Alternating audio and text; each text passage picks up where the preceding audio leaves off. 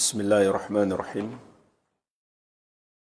Assalamualaikum warahmatullahi wabarakatuh. Alhamdulillahi ala ihsanih wa syukru lahu ala taufiqihi wa amtinanih. Wa ashhadu an la ilaha illallah wahdahu la syarika lah ta'ziman li sya'nih. Wa ashhadu anna Muhammadan abduhu wa rasuluh ad-da'i ila ridwanih sallallahu alaihi wa ala alihi wa ashabihi wa ikhwanih. Amma ba'd, fa ikhwani fid din wa akhwati fillah, kaum muslimin wal muslimat yang saya cintai dan saya muliakan, rahimani wa rahimakumullah. Semoga Allah subhanahu wa ta'ala senantiasa mencurahkan rahmatnya kepada kita sekalian. Kita akan memulai pembahasan tafsir surat An-Nur. Mempelajari Al-Quranul Karim adalah ibadah yang sangat agung, yang dengannya kita mendekatkan diri kepada Allah subhanahu wa ta'ala. Bahkan Rasulullah sallallahu alaihi wasallam bersabda, khairukum man ta'allama al-Qur'ana wa 'allamahu. Sebaik-baik kalian adalah yang mempelajari Al-Qur'an dan mengajarkannya. Maka usaha untuk mempelajari Al-Quran berarti adalah usaha untuk menjadi yang terbaik di sisi Allah subhanahu wa ta'ala. Khairukum man ta'allama al-Qur'ana wa 'allamahu. Sebaik-baik kalian adalah orang yang mempelajari Al-Quran dan mengajarkannya. Dan mempelajari Al-Quran yang paling tinggi adalah mempelajari tafsirnya. Bukan sekedar mempelajari cara membacanya. Ini juga wajib. Mempelajari cara membacanya yang benar dan berusaha menghafalnya. Namun yang paling wajib adalah mempelajari makna-makna dan kandungan-kandungan pelajarannya. Itulah yang terdapat dalam ilmu tafsir. Dan kalau kita sekedar mempelajari bacaannya dan menghafalkannya tanpa memahami maknanya, maka kita nggak akan mungkin bisa mengamalkan dalam hidup kita. Dan kalau kita salah paham meskipun kita hafal, maka kita akan tersesat. Sebagaimana Nabi SAW bersabda tentang kaum Khawarij, yaqra'una al-Qur'an la yujawizu hanajirahum. Mereka membaca Al-Quran tapi tidak melampaui kerongkongan mereka. Artinya, baca tapi tidak paham, bahkan salah paham.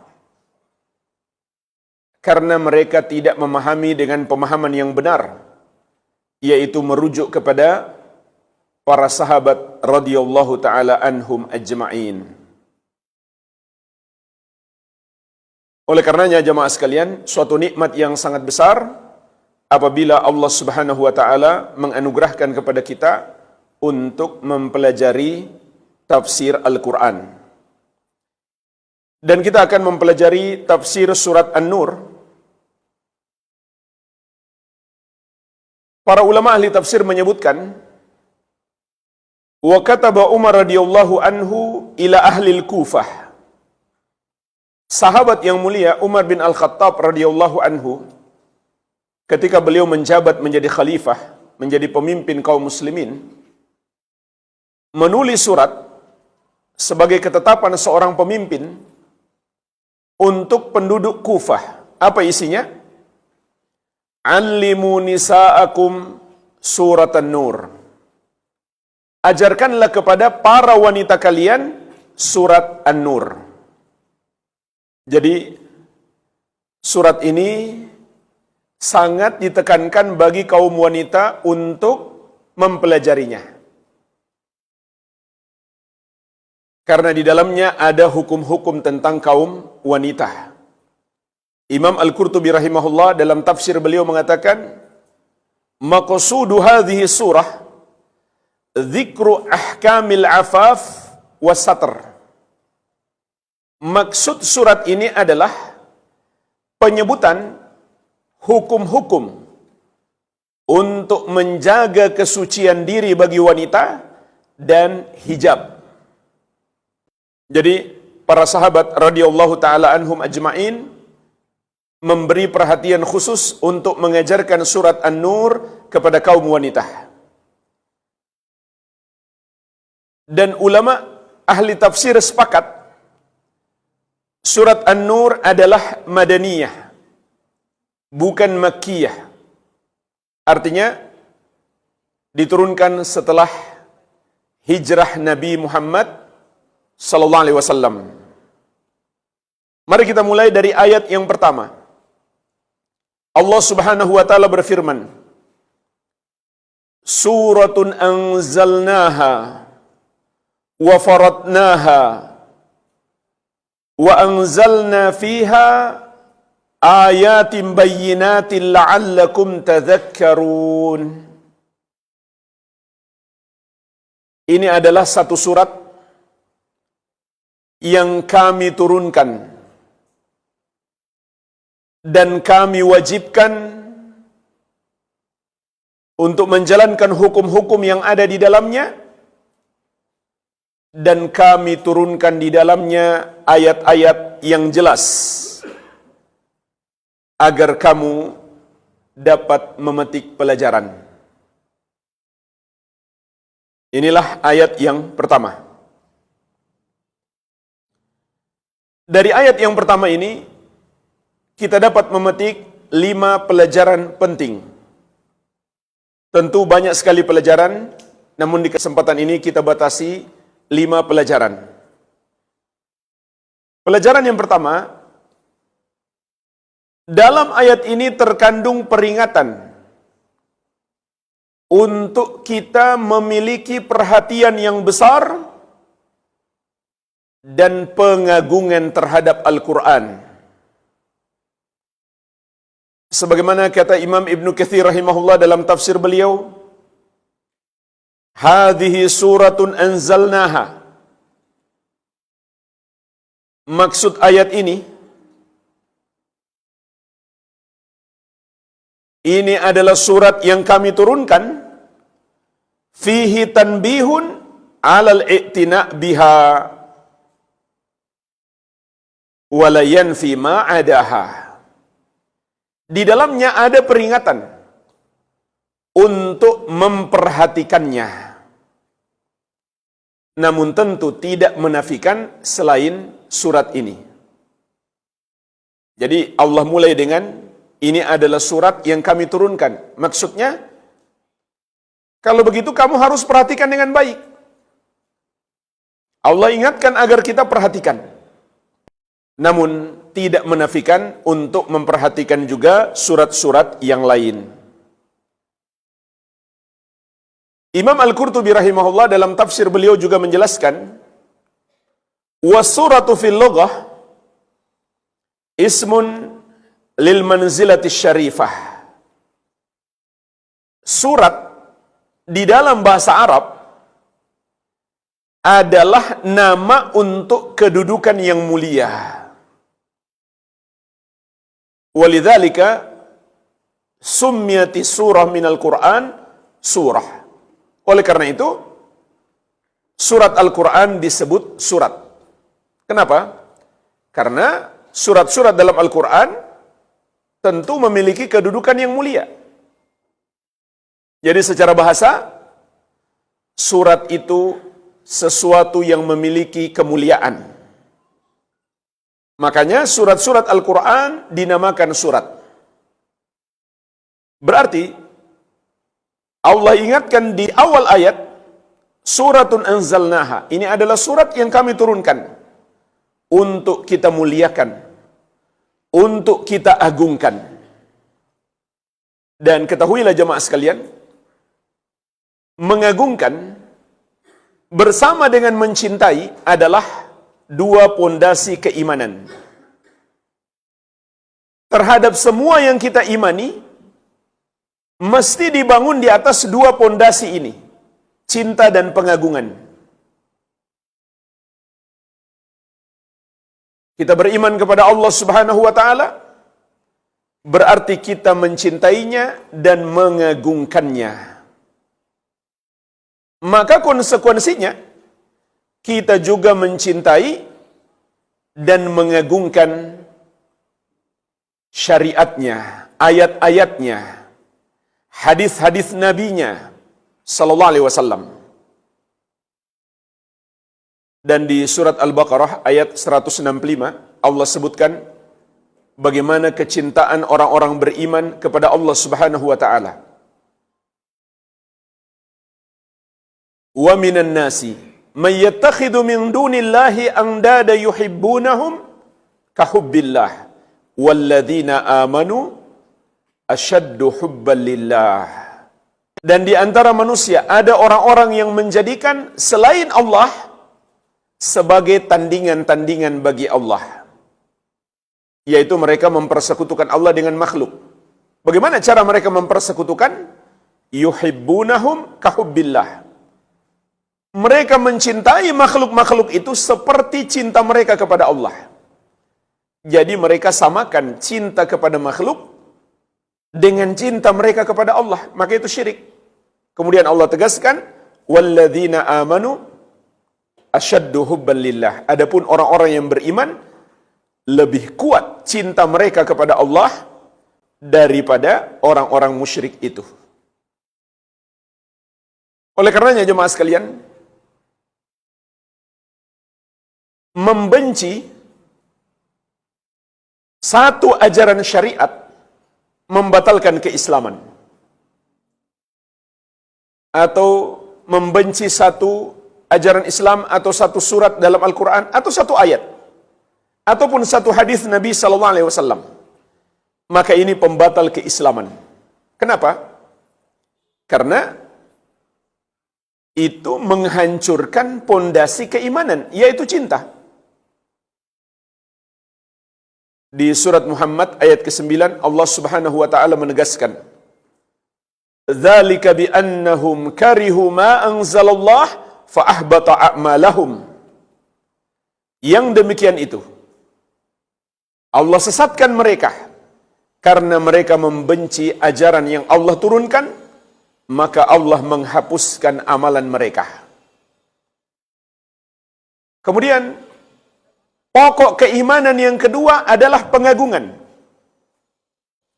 Dalam surat Al-Hajj ayat ke-32 Allah Subhanahu wa taala berfirman, "Wa may yu'azzim sya'airallah fa innaha min taqwal qulub." Dan barang siapa yang mengagungkan syiar-syiar Allah, maka itu berasal dari ketakwaan hati. Dan Allah mencela orang-orang musyrik yang tidak mengagungkannya dengan sebenar-benar pengagungan. Sebagaimana dalam surat Az-Zumar, "Wa ma qadarullaha haqqa qadrih, wal ardu jami'an qabdatuhu yaumal qiyamah, was samawati matwiyatun biyaminih, subhanahu wa ta'ala amma yusyrikun." Dan mereka tidak mengagungkan Allah dengan sebenar-benarnya pengagungan. Padahal bumi seluruhnya dalam genggaman Allah di hari kiamat, dan langit-langit digulung dengan tangan kanannya. Maha suci dan maha tinggi Allah dari apa yang mereka persekutukan. Oleh karenanya jemaah sekalian, sifat atau ucapan maupun perbuatan yang mengandung perendahan terhadap syariat itu membatalkan keislaman. Kalau ada seseorang mengolok-olok satu ayat Allah atau menjadikannya satu bahan lawakan, bahan candaan, atau bahan stand up komedi terhadap satu ajaran syariat, maka Islamnya batal. Meskipun dia hanya bermaksud untuk bercanda, nggak serius. Kalau dia serius, tentu lebih parah lagi. Kenapa Islamnya batal? Karena dia menghancurkan pokok keimanan yang kedua, yaitu pengagungan. Sehingga Allah tegaskan di surat At-Taubah ayat 65-66. Qul abillahi wa ayatihi wa rasulihi kuntum tastahzi'un. Katakanlah, apakah dengan Allah dan dengan ayat-ayatnya dan dengan Rasulnya kamu mengolok-olok, kamu jadikan bahan candaan? La ta'tadhiru, tidak usah kamu mencari-cari alasan. Maksudnya meskipun kamu enggak serius, hanya main-main. Qad kafartum ba'da imanikum, sungguh kamu sudah kafir setelah sebelumnya kamu beriman. Jadi jamaah sekalian, terhadap semua ayat-ayat Allah, hadis-hadis Nabi sallallahu alaihi wasallam atau hukum-hukum syariat, kita harus memiliki perhatian, kecintaan, dan pengagungan atau pemuliaan. Oleh karenanya jemaah sekalian, ketika ayat Allah atau hadis Nabi sallallahu alaihi wasallam sedang dibacakan atau dijelaskan, hendaklah kita memiliki perhatian. Jangan sampai kita berisik. Ini sangat berbahaya.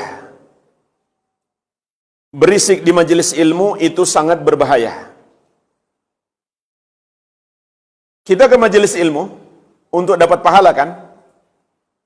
Dan pahalanya sangat besar. Ilmu ini sebelum kita amalkan, baru kita pelajari, pahalanya sudah sangat besar.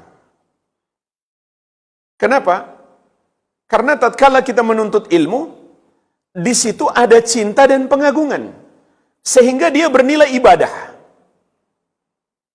Kita cinta terhadap ilmu ini dan kita agungkan. Oleh karenanya, hendaklah kita perhatikan dengan baik.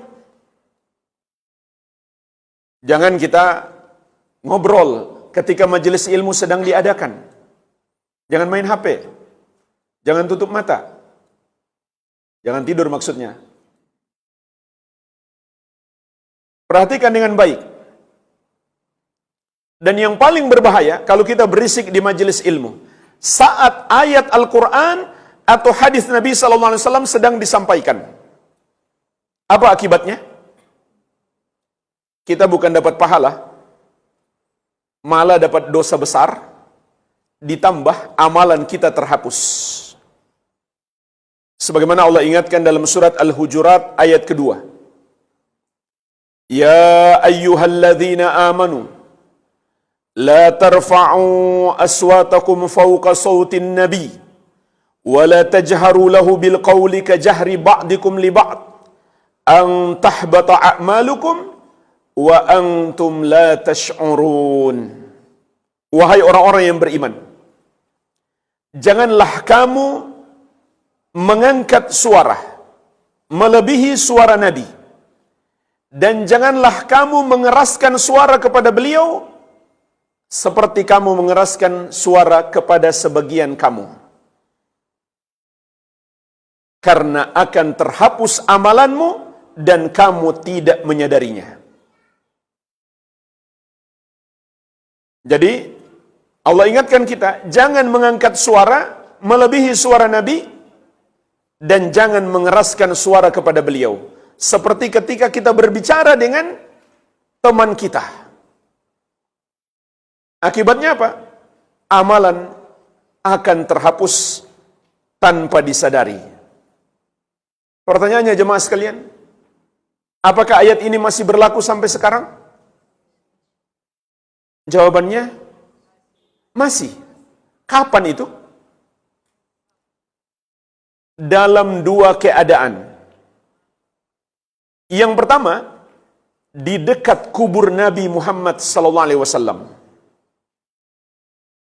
Atau secara umum di masjid beliau, di Masjid Nabawi. Enggak pantas kita mengeraskan suara. Ini yang pertama.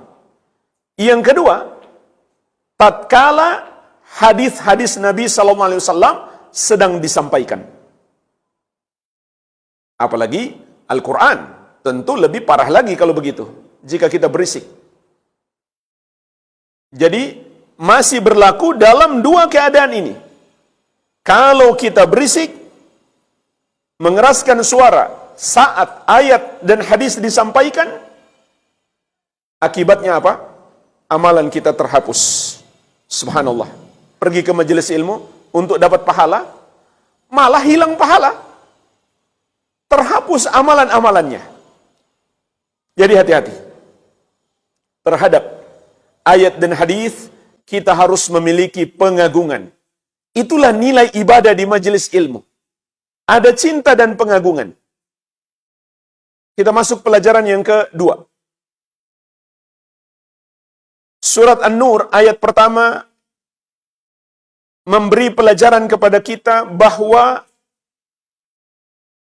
Al-Quran Allah turunkan, bukan Allah ciptakan. Artinya, Al-Quran adalah kalamullah dan bukan makhluk. Dan kalau Al-Quran makhluk, berarti na'udzubillah, yang namanya makhluk bisa benar, bisa salah dong. Maka Al-Quran bukan makhluk. Al-Quran adalah kalamullahi azza wa jalla. Ucapan Allah subhanahu wa ta'ala. Sehingga dikatakan di sini, suratun anzalnaha. Surat yang kami turunkan. Bukan kami ciptakan, tapi kami turunkan. Yaitu Allah turunkan melalui malaikat Jibril alaihi salam sampai kepada Nabi Muhammad sallallahu alaihi wa ala alihi wasallam. Dan ini termasuk pokok akidah ahli sunnati wal jamaah. Meyakini Al-Quran kalamullah. Dan tidak tercampur padanya ucapan makhluk. Tidak ada padanya ucapan malaikat Jibril. Tidak pula ada padanya ucapan Nabi Muhammad sallallahu alaihi wasallam. Sebagaimana juga Allah tegaskan di surat At-Taubah ayat ke-6. Wa in ahadun minal musyrikin istajaraka fa'ajirhu hatta yasma'a kalam Allah. Dan apabila seorang musyrik meminta perlindungan kepadamu, lindungilah dia agar dia bisa mendengarkan ucapan Allah. Jadi kalau datang orang musyrik,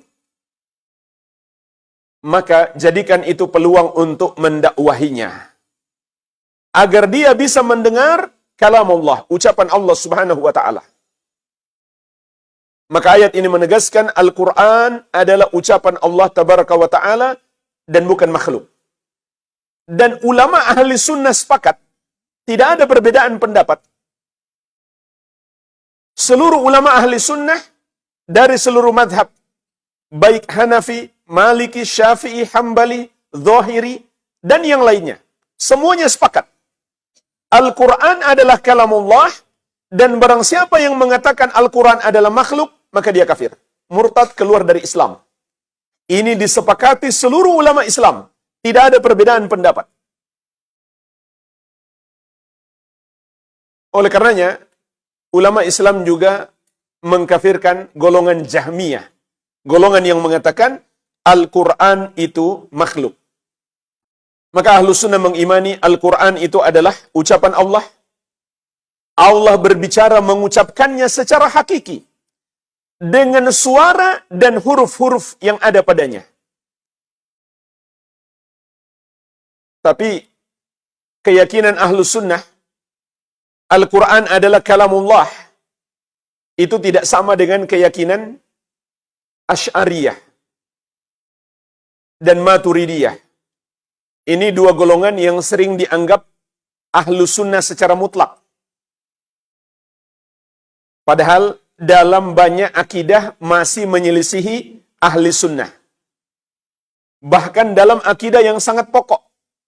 Jadi golongan Asy'ariyah termasuk yang menyelisihi ahlu sunnah dalam beriman kepada Al-Quran. Apa pendapat mereka tentang Al-Quran? Mereka mengatakan, Al-Quran adalah ibaratun an kalamillahi azza wa jalla.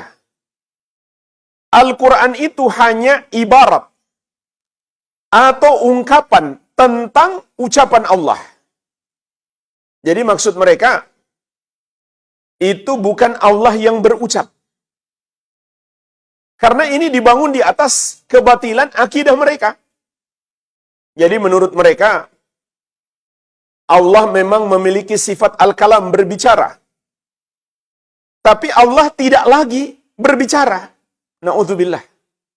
Seakan-akan mereka yang mengatur Allah untuk berbicara. Kenapa? Karena menurut akal mereka, jika Allah masih berbicara, menjadi sama dengan makhluk. Kalau Allah masih bersuara, menjadi sama dengan makhluk. Karena makhluk juga berbicara, makhluk juga mengeluarkan suara. Padahal jemaah sekalian,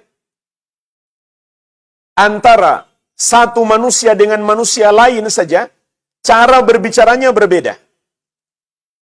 Apalagi antara manusia dengan hewan, cara bersuaranya berbeda. Maka bagaimana lagi antara Allah dengan makhluk? Tentu tidak sama. Meskipun sama-sama disebut berbicara, tapi cara berbicaranya Allah dengan makhluk tentu tidak sama. Laisa kamitslihi syai'un wa huwas samiul basir. Tidak ada yang serupa dengan Allah dan Dia Maha mendengar lagi Maha melihat. Jadi Asy'ariyah yang beriman kepada sifat 20, salah satunya sifat al-kalam, ternyata cara mereka beriman kepada sifat ini tidak sama dengan ahli sunnah. Mereka tidak meyakini Allah masih berbicara lagi. Sehingga mereka tidak meyakini Al-Quran itu sebagai ucapan Allah. Melainkan Al-Quran itu adalah ungkapan tentang ucapan Allah. Jadi kalau begitu menurut mereka, Al-Quran ucapan siapa? Mereka terbagi dua. Sebagian mengatakan itu hanyalah ucapan malaikat Jibril alaihi salam. Sebagian lagi mengatakan itu ucapan Nabi Muhammad sallallahu alaihi wasallam. Intinya ucapan makhluk. Maka Allah Subhanahu wa taala telah memberi peringatan keras tentang ini. Sebagaimana di surat Al-Mudaththir ayat 25-26 tentang orang yang berkata, "In hadza illa qaulul bashar." Tidaklah Al-Quran ini kecuali ucapan manusia. Sa'uslihi saqar. Maka kata Allah, aku akan memasukkannya ke dalam neraka saqar. Karena dia berkata seperti itu. Lalu datang golongan liberal di masa modern. Mereka mengatakan, kalau begitu, Al-Quran hanyalah penafsiran Nabi Muhammad sallallahu alaihi wasallam, bukan ucapan Allah. Sebab orang-orang Asy'ariyah berkata, Al-Quran hanyalah ungkapan tentang ucapan Allah yang diungkapkan oleh Nabi Muhammad sallallahu alaihi wasallam. Sehingga orang-orang liberal di masa modern berkesimpulan, kalau begitu Al-Quran hanya penafsiran Nabi Muhammad sallallahu alaihi wasallam. Dan namanya penafsiran berarti sesuai dengan zaman beliau. Sekarang menurut mereka zaman sudah berubah sehingga sudah harus direvisi. Apa yang mereka minta direvisi? Contoh, larangan berhubungan sejenis. Sampai mereka sudah minta dilegalkan di undang-undang negara kita agar disahkan hubungan sejenis. Yang bahkan orang-orang kafir pun masih banyak menolak. Kecuali Paus yang terbaru ya, berita terbaru. Paus siapa namanya? Pokoknya Paus lah. Dia sudah melegalkan untuk mensahkan pernikahan sejenis di gereja. Itu pun nggak semua Nasrani seperti itu. Masih banyak yang menolak. Yang masih punya otak, itu masih menolak. Sampai-sampai banyak pendeta Nasrani mengakui di negara-negara Islam akhlak itu lebih terjaga. Karena tidak ada ulama satupun, tidak ada imam masjid satupun yang mau menikahkan sejenis. Laki-laki dengan laki-laki atau perempuan dengan perempuan. Nah, orang-orang liberal di negeri kita itu sudah pernah membuat draft untuk dimasukkan ke dalam undang-undang negara kita. Pernikahan sejenis agar dilegalkan. Nah, di antara dalil mereka karena berpatokan pada ucapan Asy'ariyah. Inilah bahaya penyimpangan. Dari satu penyimpangan akan bercabang-cabang kepada penyimpangan yang lain. Dan tidak diragukan lagi ini adalah semua kekufuran. Maka ahlu sunnah meyakini Al-Quran adalah ucapan Allah. Tidak ada terkandung padanya sedikit pun ucapan malaikat Jibril, tidak pula ucapan Nabi Muhammad sallallahu alaihi wasallam. Dan ulama Islam juga sepakat, barang siapa mengatakan Al-Quran itu makhluk, atau Al-Quran itu ucapan selain Allah, maka dia kafir, murtad, keluar dari Islam. Pelajaran yang ketiga. Surat An-Nur ayat pertama menunjukkan kepada kita Al-Quran pasti benar dan akan selalu terjaga kemurniannya, keasliannya, serta lengkap dan sempurna. Kenapa? Karena turun dari Allah Subhanahu wa Ta'ala. Suratun anzalnaha wa faradnaha wa anzalna fiha ayatin bayyinatin la'allakum tadhakkarun. Ini adalah surat yang kami turunkan dan kami wajibkan untuk menjalankan hukum-hukum yang ada di dalamnya. Dan kami turunkan di dalamnya ayat-ayat yang jelas agar kamu dapat memetik pelajaran. Maka Allah tegaskan Al-Quran ini turun dari sisinya sudah pasti. Di dalamnya mengandung kebenaran, tidak ada kebatilan sedikit pun. Di surat Az-Zumar ayat ketiga, ayat ke-33, Allah Subhanahu wa taala menegaskan, "Walladzi jaa'a bis-sidqi wa saddaqa bihi, ulaika humul muttaqun." Dan orang yang membawa kebenaran, maksudnya Nabi Muhammad sallallahu alaihi wasallam datang dengan membawa Al-Quran, kebenaran yang diturunkan oleh Allah Subhanahu wa taala kepada beliau. Wa saddaqa bihi, dan orang yang membenarkannya, yaitu orang-orang beriman. Ulaika humul muttaqun, mereka itulah orang-orang yang bertakwa. Oleh karenanya jemaah sekalian, mendustakan satu ayat Al-Quran membatalkan keislaman. Di surat Al-A'raf Allah Subhanahu wa taala mengingatkan, "Innal ladzina kadzdzabu biayatina wastakbaru anha la tufattahu lahum abwabus sama' wa la yadkhulunal jannata hatta yalijal jamalu fi sammil khiyat." Sesungguhnya orang-orang yang mendustakan ayat-ayat kami dan menyombongkan diri terhadapnya, tidak akan dibukakan untuk mereka pintu-pintu langit, dan mereka tidak akan masuk surga sampai onta bisa masuk ke lubang jarum. Mereka, kata Allah dalam ayat ini, mendustakan dan menyombongkan diri terhadap ayat-ayat Allah. Mendustakan maksudnya gimana? Tidak mengakuinya sebagai ajaran Islam.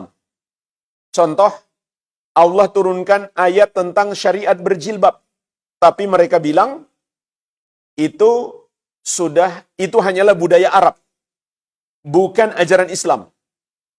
Maka ulama Islam dari seluruh mazhab sepakat, orang yang berkata seperti itu dia bukan muslim lagi. Dia kafir, murtad, keluar dari Islam. Dan ini berlaku untuk semua ajaran syariat. Kalau ada orang yang mengatakan solat atau puasa atau zakat atau haji bukan ajaran Islam, maka dia murtad, keluar dari Islam. Meskipun dia masih solat, meskipun dia puasa, meskipun dia berzakat, meskipun dia haji, tapi dia mengatakan ini bukan ajaran Islam, ini cuma kebiasaan, ini cuma tradisi, maka ulama Islam sepakat dia bukan muslim lagi, dia murtad, keluar dari Islam. Sedangkan yang dimaksud dengan menyombongkan diri adalah dia masih mengakui itu ajaran Islam, tapi dia katakan misalkan sudah nggak relevan dengan zaman. Contoh, hukum waris dalam agama Islam, wanita dapat separuh bagian laki-laki. Dia katakan, saya akui itu ajaran Islam, tapi sudah nggak sesuai zaman. Maka ulama Islam sepakat, dia bukan muslim lagi, Islamnya batal. Dan dalam ayat ini Allah katakan, la tufattahu lahum abwabus sama. Tidak akan dibukakan untuk mereka pintu-pintu langit. Artinya apa? Ada dua artinya. Yang pertama, amal-amal soleh mereka tertolak. Sebab dihalangi oleh dosa kekufuran. Sebagaimana juga Allah ingatkan di surat At-Taubah ayat ke-54. Wa ma mana'ahum an tuqbala minhum nafaqatuhum illa annahum kafaru billahi wa birasulih. Dan tidak ada yang menghalangi diterimanya sedekah-sedekah mereka kecuali karena mereka kafir kepada Allah dan Rasulnya. Ini makna yang pertama. Makna yang kedua, ruhnya tidak bisa naik ke langit untuk menghadap Allah Subhanahu wa taala. Allah tidak mau berjumpa dengannya. Sebagaimana juga disebutkan dalam hadis yang panjang tentang perjalanan ruh, Nabi sallallahu alaihi wasallam menceritakan malaikat membawa dia untuk berjumpa dengan Allah sampai ke depan pintu langit yang pertama, tapi Allah tidak izinkan pintu langit itu dibukakan untuknya.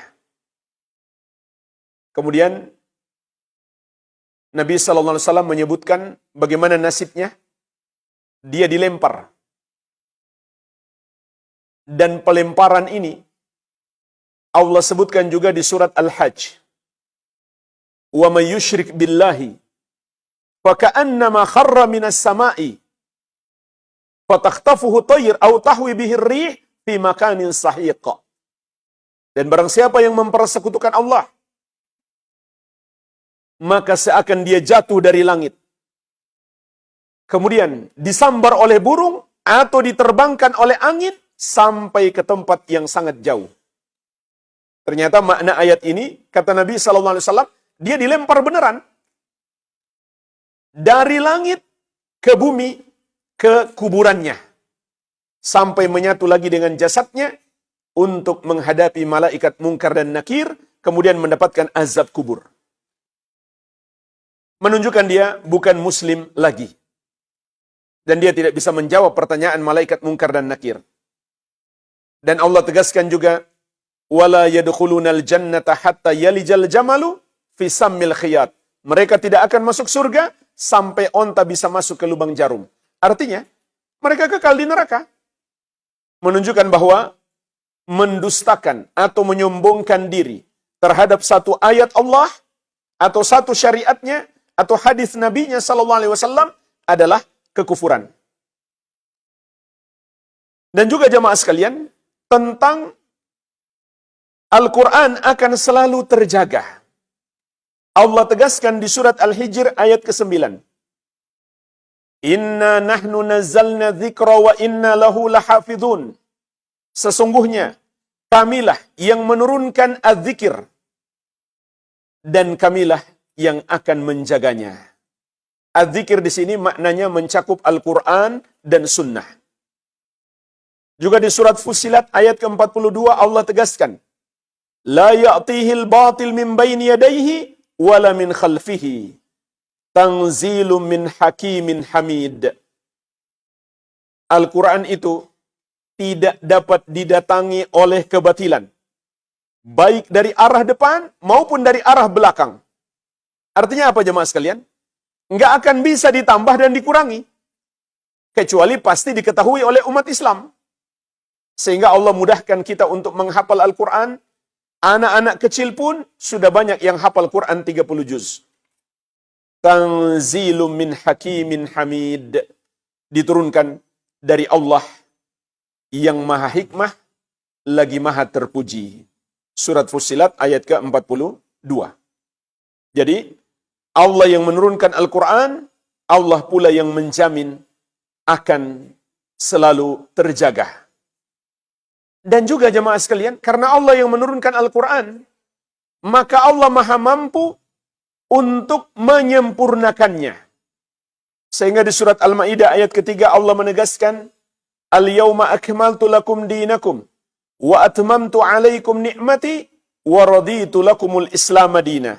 Pada hari ini, telah kusempurnakan untukmu agamamu, dan telah kucukupkan nikmatku kepadamu, dan telah aku ridhoi Islam sebagai agama bagimu. Dan di surat An-Nahl ayat ke-89 Allah menegaskan, wa nazzalna 'alaikal kitaba tibyanan likulli syai' wa hudaw wa rahmah wa busyra lil muslimin. Dan sungguh kami telah menurunkan kepadamu wahai Muhammad Al-Quran yang menjadi penjelas terhadap segala sesuatu dan petunjuk serta rahmat dan kabar gembira bagi kaum muslimin. Jadi, kalau begitu jamaah sekalian, Al-Quran akan selalu cocok dan sesuai untuk segala zaman. Karena Al-Quran sempurna.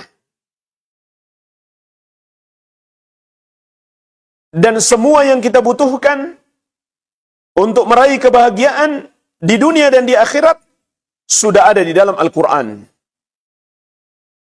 Dan Al-Quran itu sendiri menyuruh kita mengikuti As-Sunnah. Maka mengikuti As-Sunnah sama dengan mengikuti Al-Quran. Menentang hadis-hadis Nabi SAW sama dengan menentang Al-Quran. Jadi ini pelajaran yang ketiga. Karena Al-Quran turun dari Allah Subhanahu wa Ta'ala, maka pasti di dalamnya tidak mengandung kebatilan dan juga selalu terjaga karena Allah yang menjaminnya serta lengkap. Tinggal masalahnya kita mau pelajari atau tidak.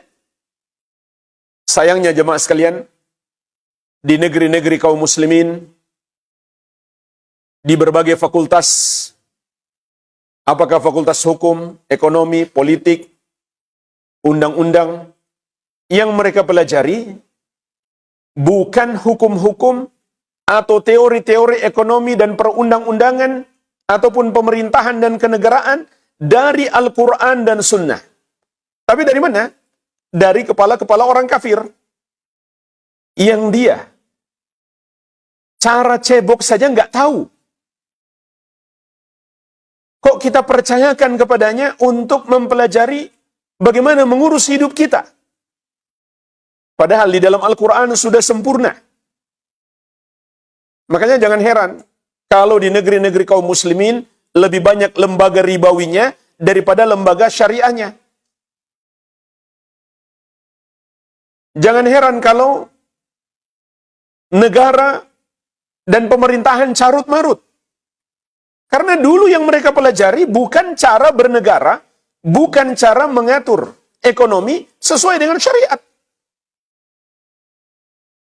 Kebanyakan bertentangan dengan syariat, tapi mereka anggap itulah kebenaran. Oleh karenanya jemaah sekalian, pelajaran yang keempat yang bisa kita petik dari surat An-Nur ayat pertama, bahwa Allah Subhanahu wa Ta'ala yang berhak menetapkan hukum-hukum. Manusia tidak layak, tidak pantas menolak hukum yang telah Allah tetapkan. atau menetapkan sendiri hukum-hukum baginya yang bertentangan dengan syariatnya. Sebagaimana kata Imam Ibnu Katsir rahimahullah, wa faradnaha, tentang makna firman Allah Subhanahu wa taala di surat An-Nur ayat pertama. Wa faradnaha, dan kami wajibkan surat itu. Qala Mujahid wa Qatadah. Maka Imam Mujahid dan Imam Qatadah, ini dua ulama besar ahli tafsir dari generasi tabi'in, mereka berkata, ay bayyannal halal wal haram wal amra wan nahya wal hudud. Maksudnya adalah kami, yaitu Allah Subhanahu wa taala, telah menjelaskan yang halal dan yang haram, perintah dan larangan, maupun al-hudud, hukum-hukum pidana yang ada hukumannya di dunia. Itu sudah kami jelaskan. Itu maknanya. Al-Qurtubi rahimahullahu ta'ala berkata, wabit tasydid, dan juga wafaratnaha, itu bisa dibaca dengan tasydid, yaitu kita baca wafaratnaha. Jadi ada dua bacaan ya. Surat An-Nur ayat pertama ada dua bacaan. Yang pertama, wafaratnaha, roknya tanpa tasydid. Yang kedua, roknya ditasydid, wafarratnaha, ay anzalna fiha faraid mukhtalifah. Maknanya adalah kami turunkan padanya berbagai macam kewajiban atau syariat yang berbeda-beda. Maka ini semua menunjukkan kepada kita Allah yang berhak menetapkan hukum-hukum. Oleh karenanya, di antara nama Allah adalah Al-Hakim. Apa makna Al-Hakim? Mengandung dua makna. Yang pertama, Allah yang maha hikmah. Semua yang Allah tetapkan pasti mengandung hikmah.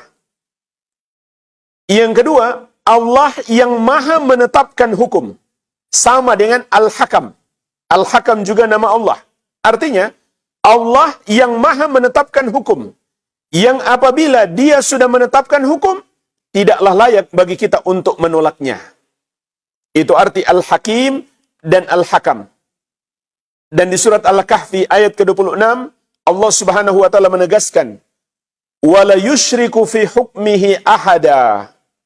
Dan Allah tidak mengambil seorang pun menjadi sekutunya dalam menetapkan hukum. Oleh karenanya jemaah sekalian, berhukum dengan selain hukum Allah termasuk kekufuran. Hanya saja hukum asalnya adalah kufur kecil. Sebagaimana dalam surat Al-Maidah ayat 44, Allah Subhanahu wa taala berfirman, "Wa man lam yahkum bima anzalallah faulaika humul kafirun." Dan barang siapa yang tidak berhukum dengan hukum yang Allah turunkan, maka mereka adalah orang-orang kafir. Jemaah sekalian, ayat ini sebagaimana kata sahabat yang mulia Al-Bara bin Azib radhiyallahu anhu, turun berbicara tentang orang kafir. Seperti Yahudi dan Nasrani yang tidak berhukum dengan Taurat dan Injil. Maka tatkala ayat ini ditujukan kepada kaum muslimin, menjadi kufur asgar, kufur kecil. Sebagaimana kata Ibnu Abbas radhiyallahu anhuma, wa arada bihi kufrun duna kufrin. Maksud ayat ini adalah kufrun duna kufrin, kufur kecil. Artinya dosa yang sangat besar, namun tidak sampai menyebabkan pelakunya murtad, keluar dari Islam.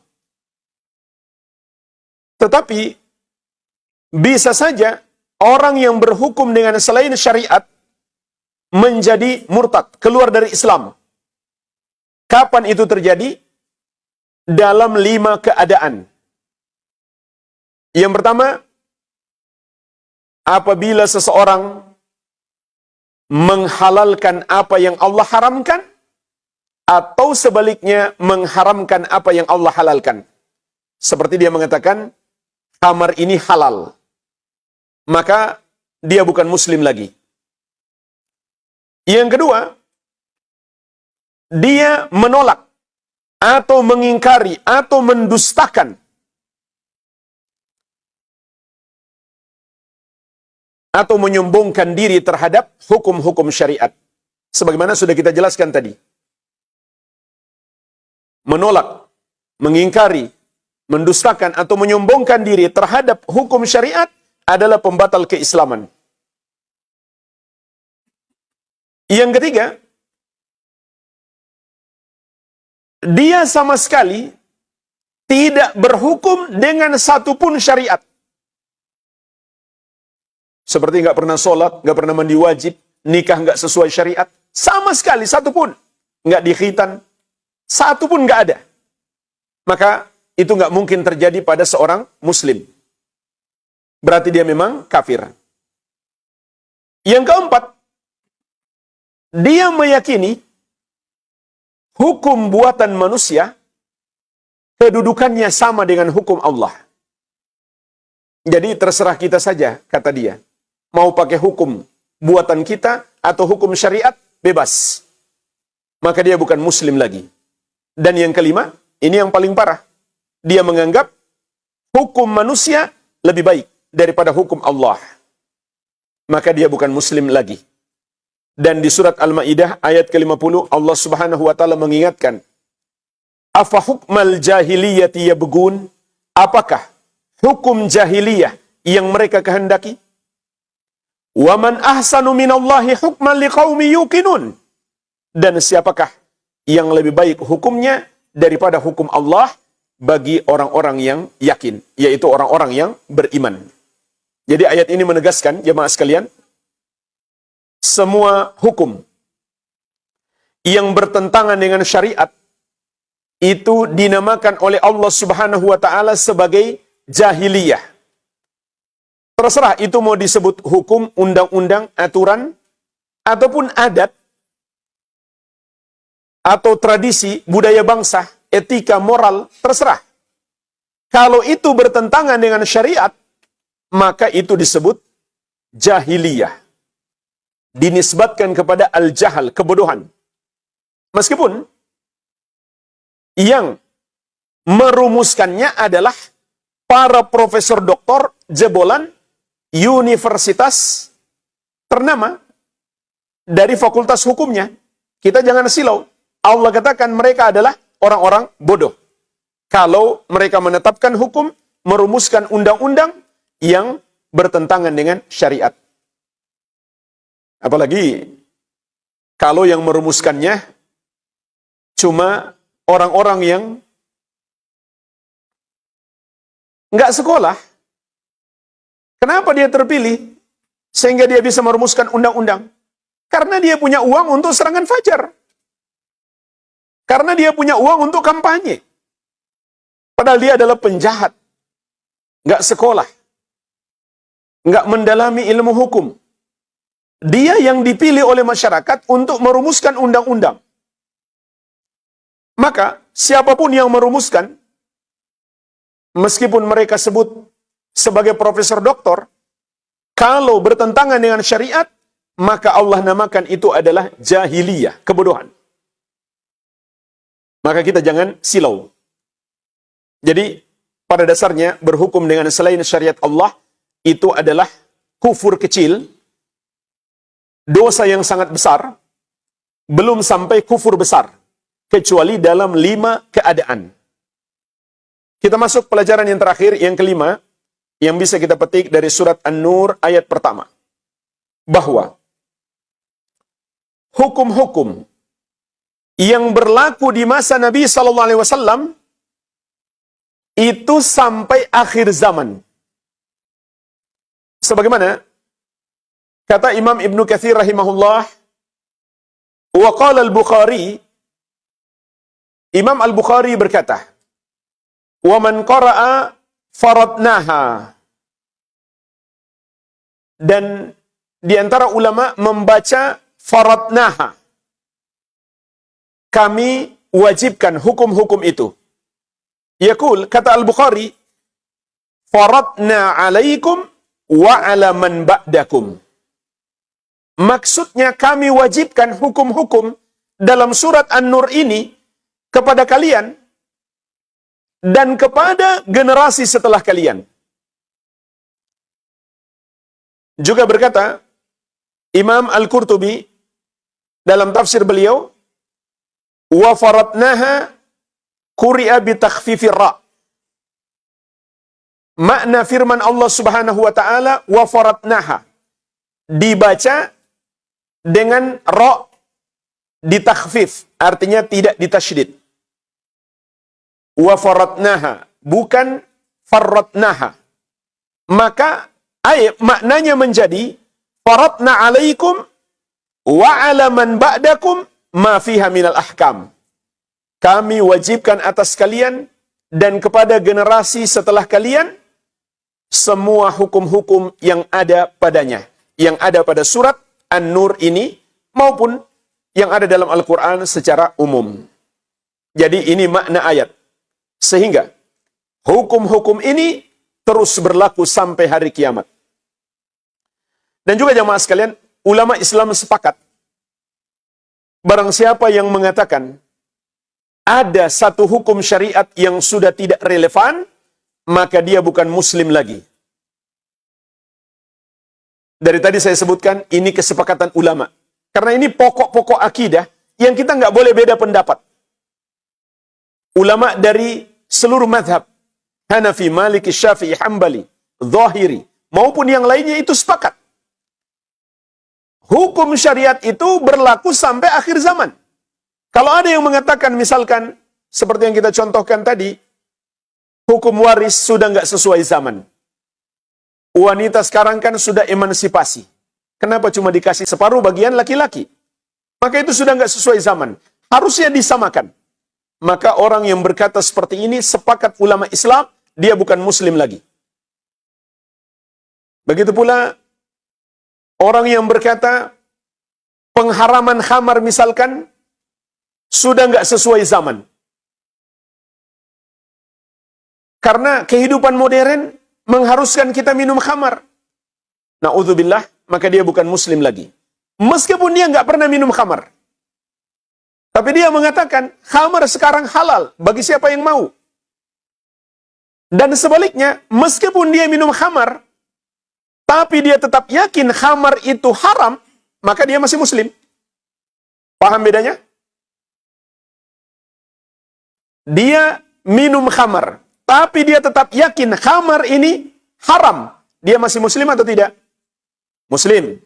Meskipun dia tidak minum khamar, tapi dia mengatakan khamar ini halal. Dia muslim atau tidak? Tidak. Islamnya batal.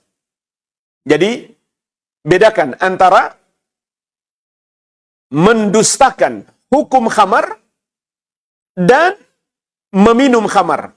Ini dua dosa, tapi beda tingkatan. Yang pertama kufur, yang kedua dosa besar. Namun tidak sampai menyebabkan pelakunya kufur. Oleh karenanya jemaah sekalian, Allah Subhanahu wa taala menegaskan Nabi Muhammad SAW diutus untuk seluruh umat manusia. Dalam surat Al-A'raf ayat 158. Qul ya ayyuhan nas inni rasulullahi ilaikum jami'an. Katakan, wahai manusia, sesungguhnya aku utusan Allah untuk kalian semuanya. Semuanya, dimanapun, kapanpun manusia itu berada, sejak diutus Nabi SAW sampai hari kiamat, berlaku syariat Allah atas mereka. Oleh karenanya juga, ulama Islam sepakat, pemahaman sufi ekstrim, atau gulat sufiyah, bahwa kalau sudah jadi wali, berarti sudah sampai derajat hakikat, dan dia telah memiliki ilmu batin, maka dia tidak wajib lagi mengamalkan syariat. Ini adalah keyakinan kufur. Tapi malah dianggap sebagai wali. Ini kekufuran satu golongan yang disebut gulat sufiyah. Sampai orang-orang sufi yang lain pun mengkafirkan mereka. Jadi nggak semua sufi seperti itu. Maka ini ajaran kekufuran. Jadi kata mereka, kalau sudah sampai derajat hakikat, sudah nggak perlu lagi dengan syariat. Kenapa? Sudah jadi wali. Nggak berlaku lagi ajaran Nabi Muhammad SAW kepadanya. Bahkan mereka merasa, kalau sudah jadi wali, lebih tinggi daripada Nabi Muhammad SAW. Na'udzubillah, ini ajaran orang-orang sombong. Dan ulama Islam sepakat, ini adalah kekufuran. Tidak ada perbedaan pendapat ulama. Walhamdulillah jamaah sekalian, inilah penjelasan ringkas 5 pelajaran yang bisa kita petik dari surat An-Nur ayat pertama. Tentu masih banyak pelajaran yang terkandung di dalamnya, namun waktu membatasi kita. Semoga yang sedikit ini bermanfaat. Wabillahi taufik. Walhamdulillahi rabbil alamin. Al-Amwa menemani ibadahmu juga hijrahmu.